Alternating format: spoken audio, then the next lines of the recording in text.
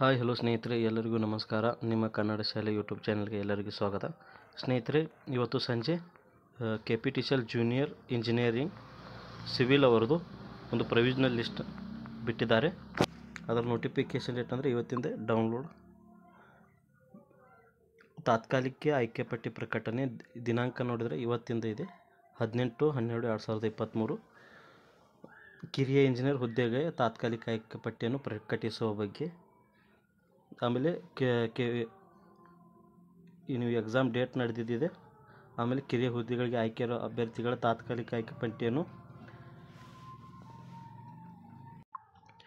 ಹಾಗೆ cut off ಅಂಕಗಳನ್ನು ಕೂಡ ಒಂದು KPTCL ವೆಬ್ಸೈಟ್ನಲ್ಲಿ ಪ್ರಕಟಿಸಲಾಗಿದೆ.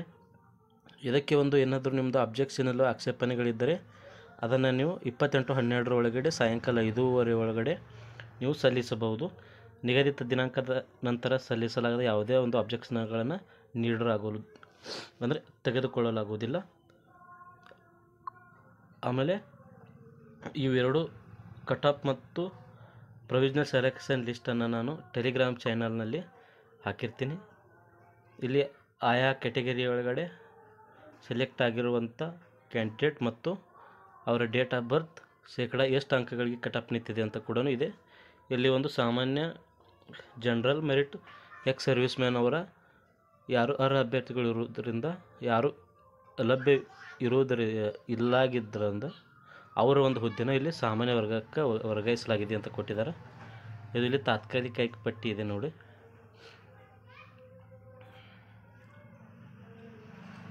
ಇದು ಮಿಕ್ಕಿ ಉಳಿದವರಿಂದ ಇದೆ. ಇನ್ನು ಹೈದರಾಬಾದ್ ಕಲ್ಯಾಣ ಕರ್ನಾಟಕದ್ದು ಕೂಡ ಇಲ್ಲಿ ಇದೆ ನೋಡಿ.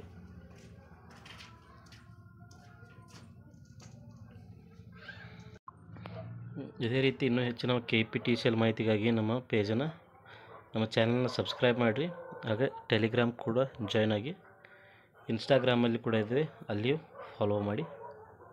ಧನ್ಯವಾದಗಳು.